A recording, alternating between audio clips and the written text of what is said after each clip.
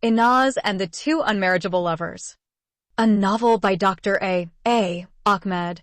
This story is narrated in 4 books. Book 1. Copyrights. All rights are reserved. No part of this book may be reproduced, stored in a retrieval system, or transmitted in any form or by any means without the prior written permission of the author, except by a reviewer who may quote brief passages in a review to be printed in a newspaper, magazine, school journal, or university article.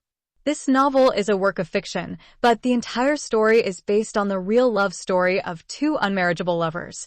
Therefore, all names, characters, places, and incidents are either the product of the author's imagination or are used fictitiously. Any resemblance to actual persons, living or dead, events, or locales is entirely coincidental. Chapter 6. The City of God versus the City of Satan. For the first time, Tariq and Inaz have become free from the fear of the Sudanese terrorist students and the verbal harassment of other students. Before the African emir uttered his fatwa, which decreed that the 2 lovers should have halal Islamic marriage, Tariq and Inaz were constantly attacked and insulted by the Sudanese students. Inaz was called a street hooker, dirty prostitute, white bitch, shameless girl, Arab adulteress, shame to the name of Sudan, and many more ugly names. Sudanese Muslim girls went to the extent of spitting on her face whenever they met her in the college, a mall, a bus, a public park, or any other public place. Other female students challenged her to fight with them.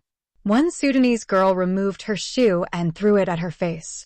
Luckily, Inaz managed to dodge the hit, otherwise the shoe might have plucked out her eyes and blinded her for the rest of her life. Tariq was also insulted by so many racial names such as a black crow, ugly slave, black negro, a Sudanese zanji, Karabi, Nobawi, and the fur boy. In actual fact, the last 2 words are names of tribes, but they are used as racial insults in Sudan. This is because his father is from the Fur tribe and his mother from one of the tribes of the Nuba Mountains. The word Karabi means a person from the western region of Sudan, but likewise used as a racist term to insult the tribes of Darfur province. The majority of the Sudanese people consider the Karabi as a lowly and inferior person. Inaz is facing heavy persecution because she fell in love with a black Sudanese boy who is having a fur father and a Nobawiya mother. Moreover, his father is called by everybody in Khartoum the Karabi man.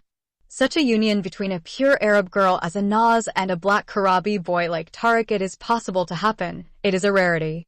Therefore, if the African Karabi emir did not force them to get married against their wishes, Inaz would never marry Tariq even if he happened to be the last man on earth. The newly married couple spent wonderful days on the beautiful sandy beaches of Goa. They are like 2 caged birds which got set free and allowed to fly and soar in the sky of freedom. They stayed in an exceptionally beautiful hotel.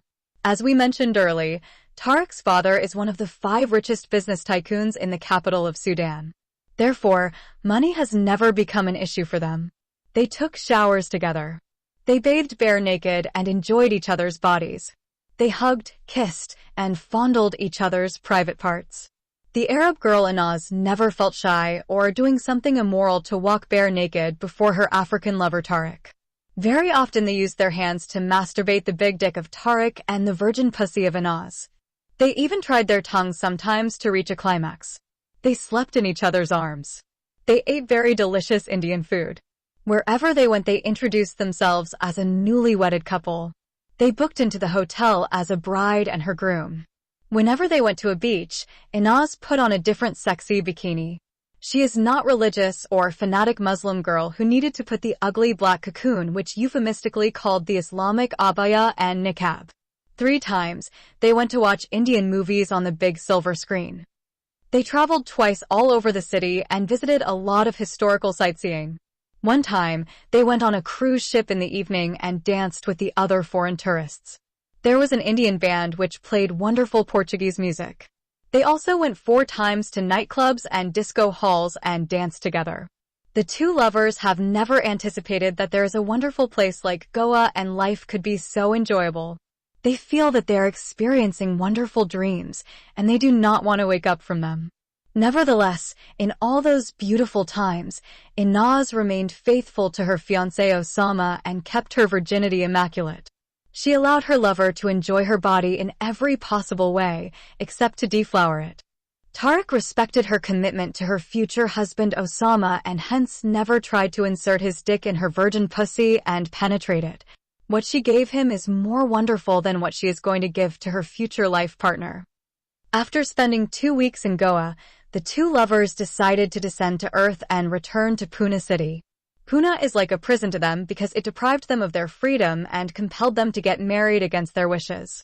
Although, their persecutions may relax after they got married according to the Holy Quran and Sunnah of the Prophet Muhammad, still everything in that city is going to remind them of those black days of torture and abuse. For them, Goa like the city of God and Pune the city of Satan. Their skins still retain the scars of the beatings they went through at the hands of those ruthless terrorist students. Their ears still echoed those nasty racial remarks and insults. The persecuted lovers counted those black days as something of their tragic past. They returned to Pune with the hope of leading a quiet and good life.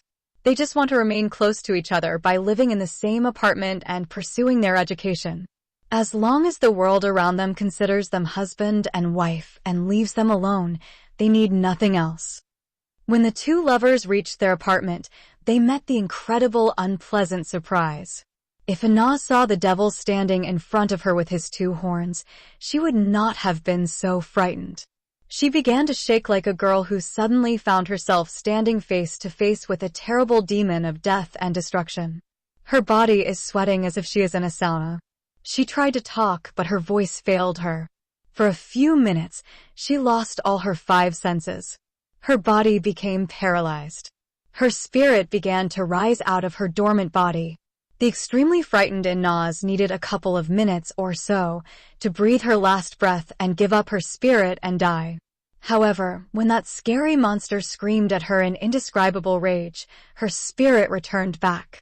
Just a few minutes ago her life was flooded with a state of intense happiness and self-confidence. But now, after that fire-breathing dragon has manifested itself in front of her, their wonderful honeymoon days have been turned into utter darkness. He is her biological father, the Sudanese lawyer, Mr. Ahmed Saleh.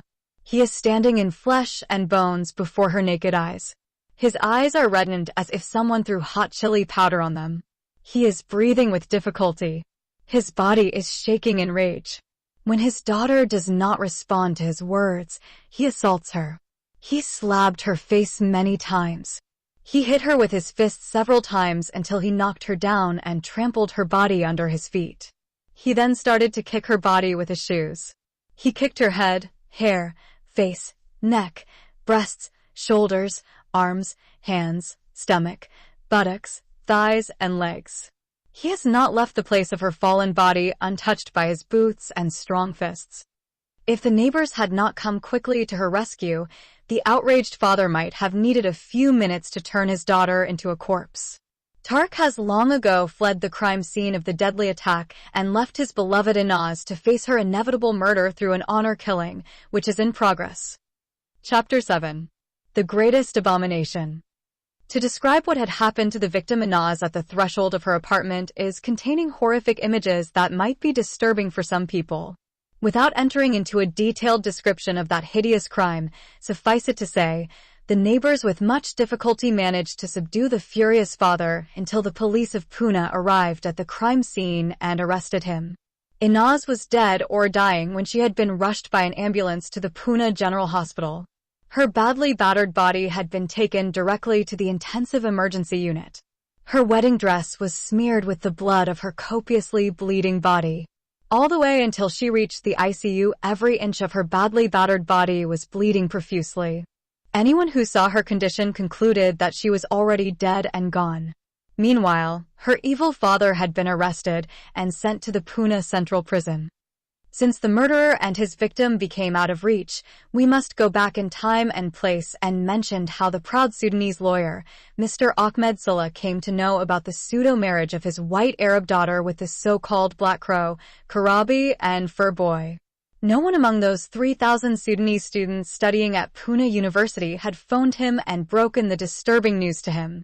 Also, no one came to his house and informed him of what his rebellious daughter had done in India. Furthermore, no Sudanese student had written an anonymous letter and sent it to him. Not even the Fur family of Tariq had come to know about the sham marriage of their African son and the Arab daughter of their neighbors. Then how the terrible demon of death and destruction came to know about the disgraceful act of his rebellious daughter. The Sudanese lawyer, Mr. Ahmed Sulla, while he was sitting in his office and reading the morning newspaper, he was frozen in his chair when he saw the photo of his daughter Anaz. Beneath her photo was written in big letters, "For the first time, and Arab girl weds and African boy." Mr. Ahmed Sulla could not believe his eyes when he saw the black son of their fur neighbors was standing beside his Arab daughter Anaz. The two lovers were dressed up as the new groom and his beautiful bride. If he had seen the black devil with his two horns standing beside his white Arab daughter as her groom, the proud lawyer would not have been so outraged. This is the last thing he ever could have expected to happen to an Arab girl. Worse than what his eyes have seen in the newspaper, that Arab girl happened to be his own flesh and bones. If he had not seen it with his own eyes, he would not have believed it even if the infallible prophet himself came out of his grave in Medina and told it to him. With trembling hands, the lawyer read a few lines from an exceedingly long article. His eyes were flooded with tears and his vision was blurred. It took him a long time to overcome the incredible news and digest the shock. Immediately, he ran out of his office as if he were chased by a bushfire. He then entered his car and went at a mad speed and headed towards his home. Luckily, the outraged man did not ram someone by his car. He has jumped a few traffic red lights in the junctions of some main streets in Khartoum downtown. Before he reached his residence, his speeding vehicle was captured by 3 traffic cameras. When Mr. Ahmed Sulla broke the incredible news to his Arab wife, she got a major heart attack.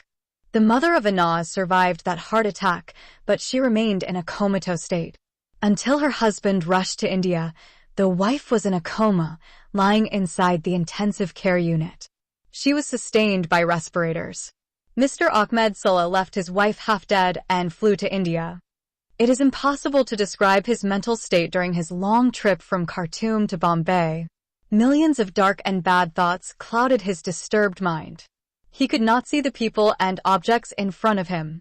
He stumbled and fell many times, and several times walked on people. Some passengers quarreled with him, and some threatened to call the police on him. One Indian air hostess suspected he was a lunatic passenger and notified the other aircrew. Another Arab air hostess mistook him for a terrorist on board, and her suspicion had frightened the hell out of the other aircrew and pilot. He had to swear by his Allah, Quran, and Prophet that he was neither madman nor a terrorist. He falsely claimed that his only Sudanese daughter, who is studying medicine at Pune University in India, had met with a deadly car accident which resulted in the amputation of her legs and hands and blinded her. If that is actually what had happened to his Arab daughter, the Sudanese lawyer Mr. Ahmed Sulla would not have been so saddened and outraged. The death or permanent handicapping of his Arab daughter is a lesser evil than marrying an African Sudanese boy from the Fur tribe who is as black as a crow. For him, that is the greatest abomination ever has been done by an Arab girl. Then, from the Bombay International Airport, the extremely angry Sudanese lawyer took another domestic flight to Pune Airport. He then traveled by taxi to the apartment of his daughter. He had her address. When he arrived, the secretary of the building informed him that his daughter traveled to Goa City for her honeymoon along with her groom. At first, the extremely angry father decided to take another domestic plane and fly to Goa. However, he dropped the idea when he understood that without an address, he might never find her. Through bribery, Mr. Ahmed Sulla obtained from the secretary of the building the spare key of his daughter's apartment. When he entered the single-bedroom apartment, the outraged lawyer found over 100 pieces of evidence confirming the article he read a few days ago in his office. There are many photos of Anaz and Tariq. Some pictures showed Anaz sitting on the lap of the black boy. There are many photos showing the two are kissing each other. He could not believe his eyes when he saw the black African boy sucking the lips of his beautiful Arab daughter. Even there are nude photos of Anas and Tariq. Those photos appear to the extremely angry Arab father as a white female angel sitting on the lap of a black demon. They are like a white girl and a black boy in a colorless movie. Therefore, each and every photo drew the furious father angrier and angrier until he reached a state of insanity. If his rebellious daughter happened to be standing near him, for sure he would have strangled her to death and burned her defiled body with unquenchable fire. After controlling his rage, Mr. Ahmed Sulla requested the secretary to allow him to stay in his daughter's apartment. The corrupt Indian man took another big bribe before he acquiesced. Therefore, while his daughter was enjoying her honeymoon with the lover of her life, Mr. Ahmed Sulla's anger was boiling in his chest like the tea in a kettle. The Arab father concluded that his disobedient, adulterous, and dirty daughter has destroyed his honor and caused the untimely death of her mother. His life is finished from the time he saw her photo in the most widely read newspaper in Sudan. He could not believe his eyes when he saw that black crow standing by her side. His Arab daughter's white hand was holding the black hand of the African boy who is as black as a crow or a slave. Such abominable thing has never been done before or likely to be done again by a pure Arab girl like his daughter, whose great-grandfather is the Prophet Muhammad himself. May the prayers and peace of Allah be upon him. A girl whose father and mother are from the Shaijia and Jalia tribes has married a boy whose parents are from the Darfur and Nuba mountains. Therefore, the Sudanese lawyer, Mr. Ahmed Sulla, decided to kill his daughter with his own hands. He knew he had no other choice except to clean his family's honor from the great abomination that his bad daughter had brought on it by sleeping with a boy whose skin color was as black as the moonless night. Therefore, as soon as his eyes had seen his married Arab daughter and seen her so-called black slave husband, the outraged father assaulted her and began to perform his racial ritualistic honor killing. Chapter 8. Media reports about the honor killing. It is through the same social means of communication that the wrathful Arab man, Mr. Ahmed Sulla, came to know about the detestable deed of his bad daughter. The Sudanese students in Pune heard about the crime of the honor killing of the notorious dirty, adulterous female student Anas. All the local newspapers in the city published the murder of Anas Ahmed Sulla by her own father, as if all those articles were written by the same journalist. A Sudanese father performs an honor killing on his daughter in the city of Pune. With perspiring bodies and unbelieving eyes, the students read the horrific details of the murder of the so-called dirty, adulterous girl Anas by her father, the Sudanese lawyer, Mr. Ahmed Sulla. As their habits, journalists in India are known for their exaggeration. Indians say the journalists love to add masala, which means hot spice, to their reports to make them extraordinarily attractive to their readers. Perhaps, the writers of the reports agreed upon only the names of the girl victim and her murderer and their blood relationship. But when it came to the motives of the honor killing and the way in which the crime was carried out, the writers differed widely. One Hindu female writer wrote, "The angry father used a double-edged sword and cut his daughter in bits and pieces in front of her apartment." Another Buddhist male writer wrote the female victim was gunned down by a revolver of her outraged daddy. Yet an irreligious writer who claimed to be a secular atheist wrote, "The Sudanese man killed his daughter with his own hands by strangling her to death." Lastly, a Christian female journalist stated the slain victim girl was burned into ashes by her angry Muslim father. Likewise, the journalists differed about the motives of the crime. One female journalist claimed that she learned through an eyewitness that the Sudanese father caught his daughter in bed in the very act of committing adultery with her boyfriend. Another Hindu female journalist claimed that she had obtained her information from the neighbors that the slain girl was cohabiting with her lover and fornicating with him without the marriage bond, which is considered in Islam great transgression and abomination. And yet another female writer from Sikh background went to the extent of stating that the victim girl is a well-known prostitute, and all her neighbors claimed to have seen every evening at least 4 to 5 men entering her apartment and spending the night with her in sex, alcohol drinking, dancing, and orgy. The writer of the last report claimed that she has interviewed one of the male neighbors who told her that he also many times slept with the victim. According to this eyewitness, the victim is an extremely beautiful Arab girl with an exceptionally sexy body. The victim did not only provide her clients with sex, but charged them extra money for her nude dancing. She has an iron post in her basement, and every night she stripped all her clothes and danced in her underwear and bra and entertained her customers. The victim is not only a stripper and hooker foreign student girl, but she also used to sell liquor to her clients. Most of her clients are foreign students from Arab and African countries. Sometimes, the local neighbors cited wealthy Indians also entering her apartment.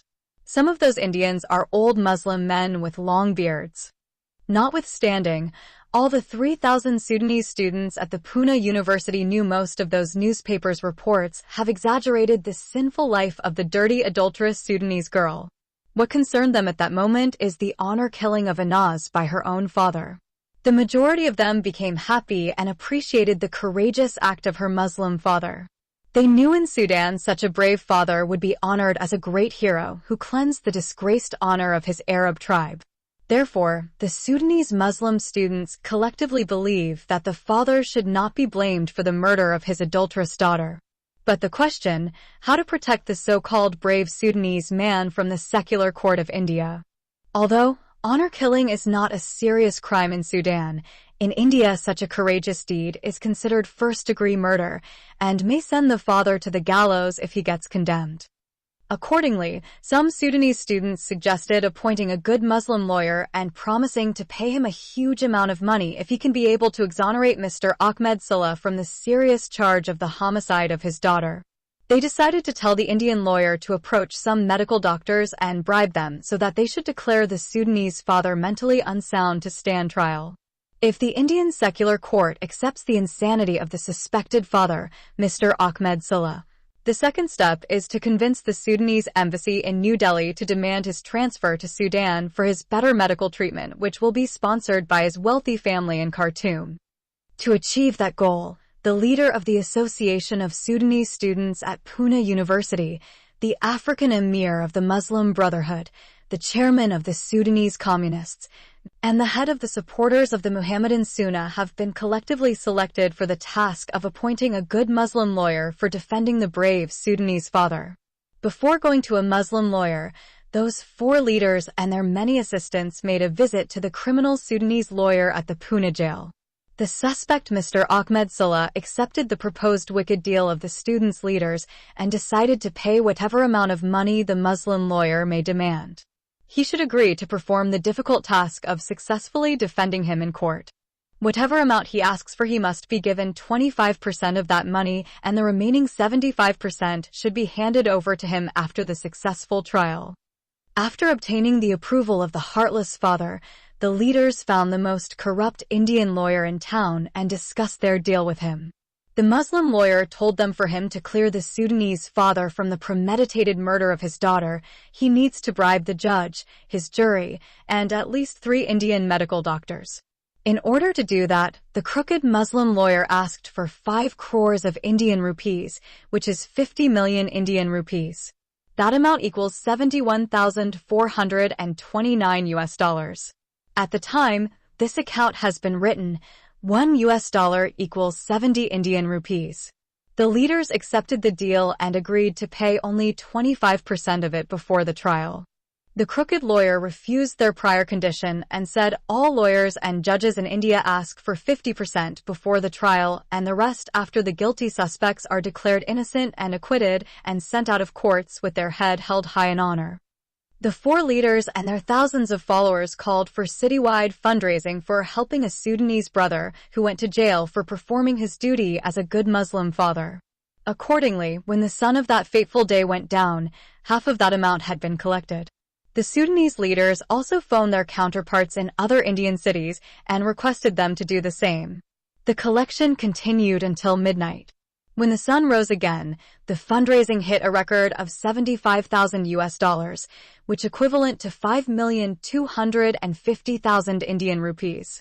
75% of that amount has been collected in hard currencies, such as US dollars, British pounds, euros, Saudi riyals, and Kuwaiti dinars. The fundraisers went from house to house, from building to building, and from one hostel to another hostel. While collecting the required amount, the fundraisers claimed that Allah would bless the cheerful giver abundantly and make him pass his exams with high marks. So, the fundraising became like the Catholic indulgence certificates of the Dark Ages. Some Sudanese leaders considered the donation money as an Islamic zakat. On the following day, the midday newspapers shocked the entire Sudanese community at Pune City when they announced that the so-called slain in honor-killing Sudanese girl is among the living and not the dead. Each and every Sudanese student read that newspaper either tore it or dumped it in the garbage container. Moreover, the newspapers mentioned that the lover of the girl turned in himself. He was detained for a couple of hours, and after taking his statement, he was set free. According to his confession, he is just a good friend of his Sudanese neighbor girl Inaz Ahmed Salah. Because they are neighbors in Sudan, their innocent friendship continued when they came to India for studying at Pune University. Their friendship is platonic in nature, and there is not any carnality or sexuality involved. Mr. Tariq Haroon Alajabo concluded his statement by confessing that he is gay and having a male lover. In the meantime, Miss Inaz has been declared by the hospital to be in stable condition. Her injuries are not life-threatening. She is still in the Pune General Hospital. Her room in the ladies' ward is guarded by 6 fully armed policewomen around the clock. The police authority took her statement. She claimed that her father attacked her at her apartment and battered her due to misinformation and misunderstanding. She believed that some Sudanese students informed her father that she married a boy without his knowledge and consent. Inaz stated further that the boy in question is her neighbor in Khartoum and her good friend in Pune. He is neither her boyfriend nor her husband. Regarding her marriage with Tariq, Inaz informed the police that the leader of the Sudanese Muslim Brotherhood had forced them to go with him to a mosque, and when they were there, he forcibly conducted their halal Islamic marriage. He acted as her wali, guardian, and told 2 of his Muslim brothers to become the witnesses for their sham and fake marriage. Furthermore, she informed the police that many times her friend Tariq and she were called adulterer and adulteress and hammered mercilessly by the Sudanese Muslim brothers and sisters who are at present studying at Pune University. The Sudanese student Inaz said in her statement that she is not going to press a charge of a murder attempt against her father.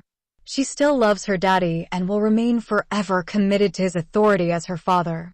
She also mentioned she is engaged to her Sudanese cousin Osama Hashim Salah. Under solemn oath, Inaz promised to undergo a virginity test in order to prove to her father, her fiancé, and her entire Sudanese community that she is still a chaste, pure, and sealed virgin girl. She even determined to do the virginity test thrice with 3 different qualified Indian female doctors, preferable Muslim female physicians. The combined police statements of Tariq and Inaz once again turned the city of Pune upside down. The Sudanese students found themselves facing one of the most mysterious cases in the history of Sudan. Yesterday, they were rejoicing and cheerfully collecting hard currency money like papers, but today, they suddenly hit a wall. No matter what, the Sudanese students are ready to believe every claim, even if it is uttered by Satan, the accursed devil, but not the claims. The Arab girl Inaz is still a virgin, and the African Tariq is a gay who loves to practice sodomy with another man, and he could not have sex with a beautiful and sexy girl who sleeps with him in the same bed. When Mr. Ahmed Salah learned through the jail guards that his adulterous daughter was still alive, he became extremely angry. He knew that at the present he could do nothing to her as long as he was locked behind bars. However, he swore by his Allah and the honor of his family that he will never allow her to live and give birth to the child of that black slave whose color is like the color of the devil and his hair like raisins. As long as he is living, he said to himself, he will never have a grandson like a black crow.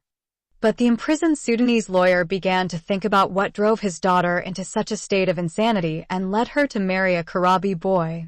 She is already engaged to the most handsome and highly educated boy in her Arab tribe. How could she possibly agree to marry a boy who is as black as the night and who has not yet completed grade 12?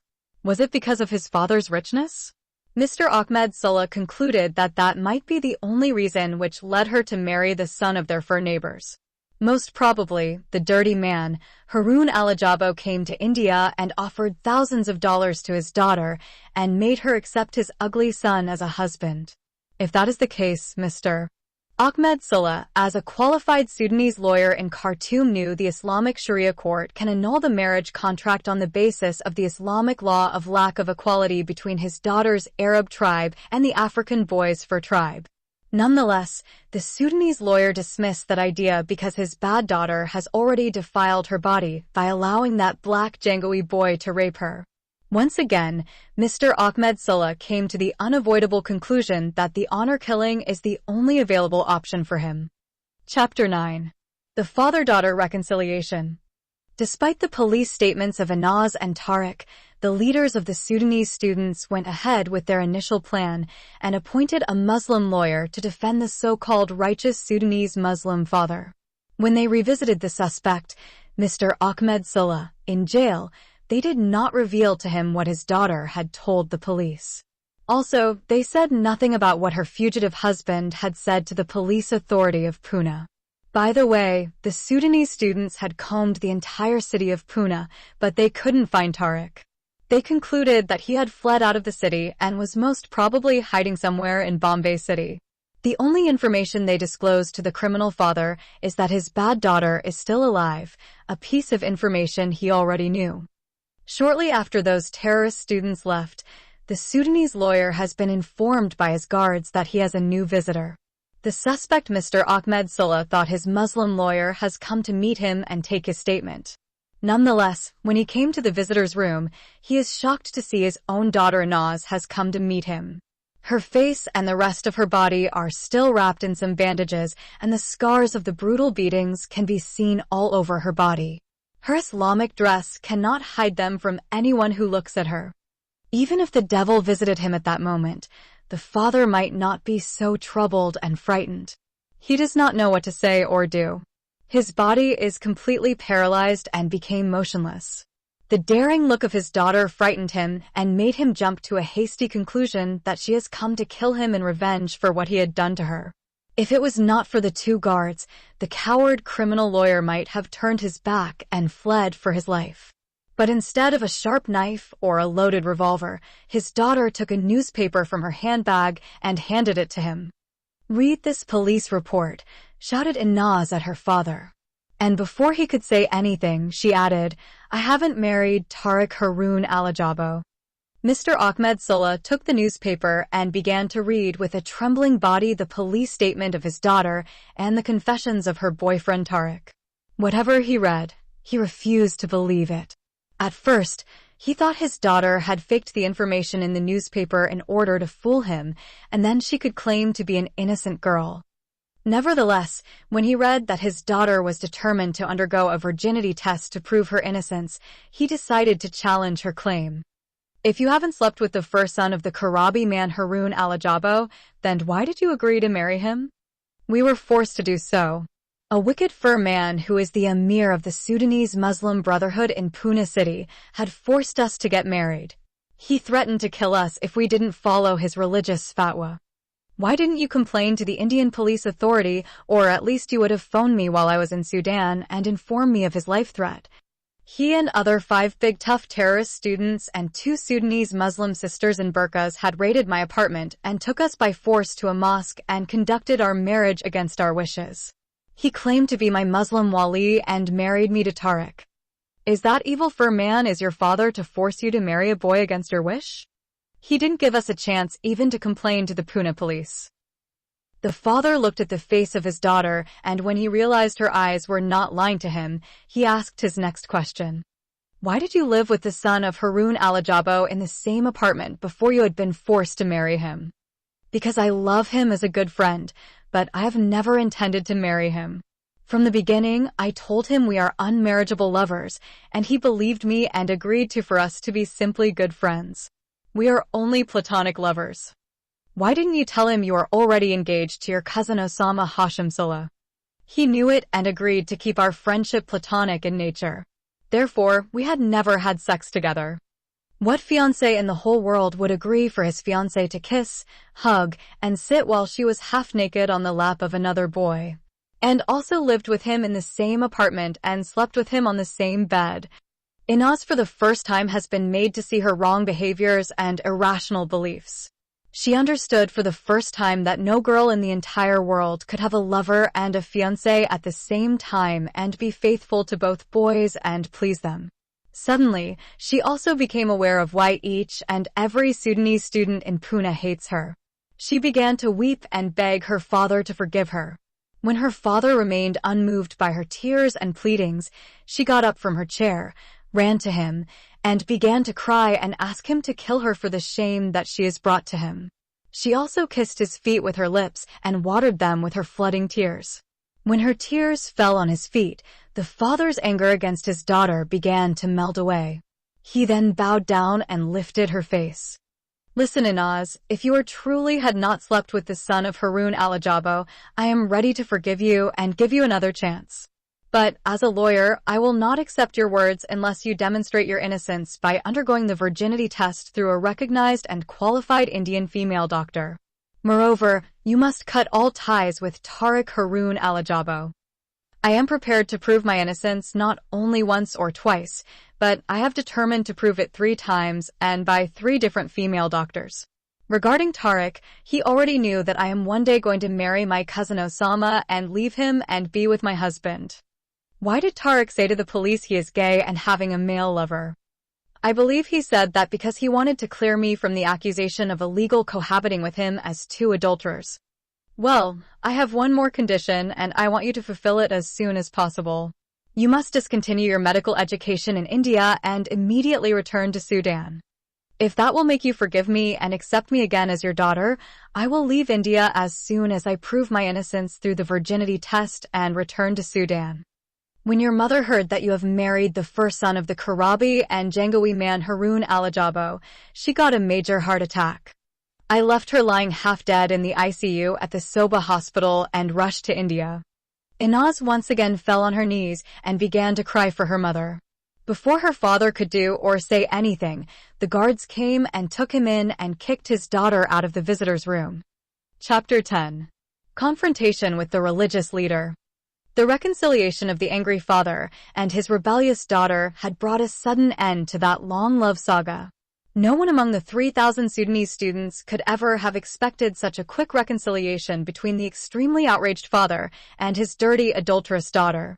So, it is yet another mysterious riddle no one could figure out.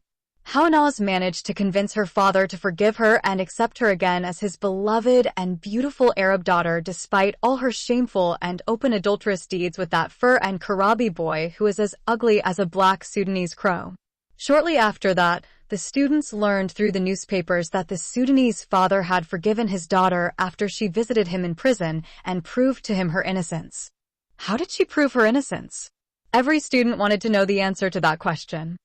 So, the Sudanese students heard that shortly after her visit to her imprisoned father, Inaz was able to supply 3 medical reports, which were carried out by different 3 doctors, 2 Muslim female doctors and 1 Hindu female physician.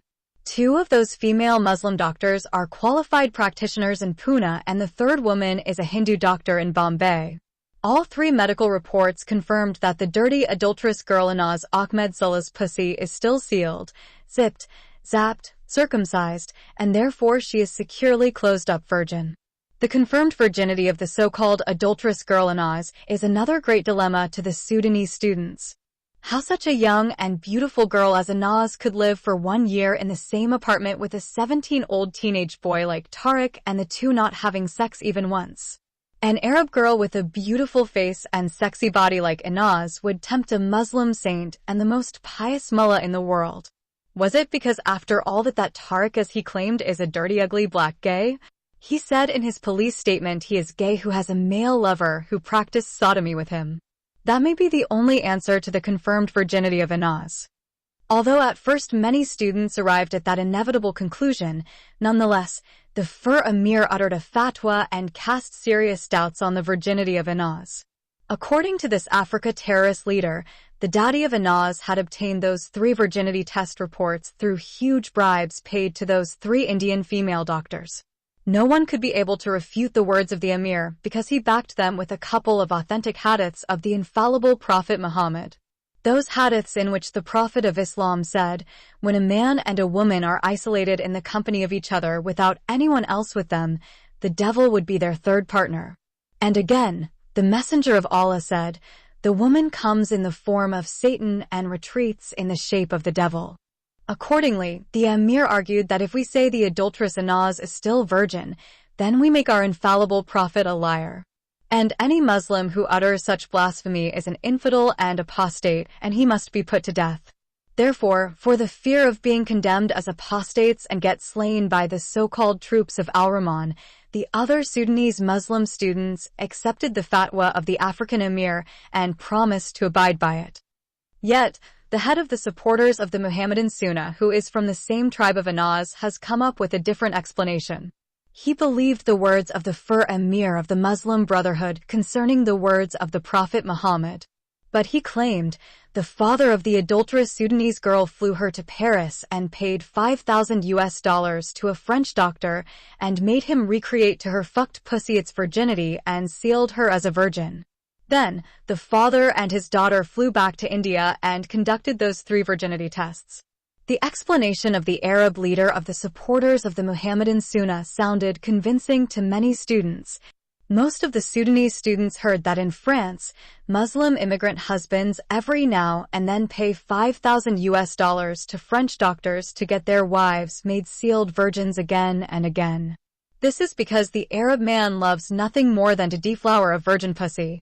Therefore, Arabs of the Middle East travel every year to France and pay hard currency to French doctors and get their de-virginized wives made virgins over and over again. Muslim men are crazy after virginity because their Holy Quran and the Prophet Muhammad promised them that each man after his death is going to have 72 eternal virgins in paradise who are called Huris. Inaz succeeded not only in proving her virginity, but she was able to absolve her daddy from the serious charge of his murder attempt on her life. It is again through a Muslim lawyer. She convinced the Pune court that her father did not attempt to kill her. He just gave her a few slaps on her cheeks and pushed her down because some wicked people told him that his daughter was cohabiting and fornicating with a man without marriage. Inaz believes that her Muslim father is having the right to correct her whenever and wherever she does something wrong. With his Arab daughter by his side and the 3 medical reports in his hands, the proud Sudanese lawyer, Mr. Ahmed Sulla, went directly to the Fur Emir of the Muslim Brotherhood and confronted him. How dared you force my daughter to marry someone against her wish? And who gave you the right to be her wali? Mr. Ahmed Sulla went directly to the Fur Emir of the Muslim Brotherhood and confronted him. Allah and his messenger gave me the right to be a wali for the girl who has no wali. You are a black Karabi, and my daughter is pure Arab girl whose great-grandfather is the Prophet Muhammad himself. May the prayers and peace of Allah be upon him. Therefore, her shoe is cleaner than your ugly black face. If she is a good Arab girl and has a Muslim father, then she would not have lived with a boy who is neither her husband nor her brother in the same apartment and slept with him on the same bed. How did you know she slept with him in the same bed?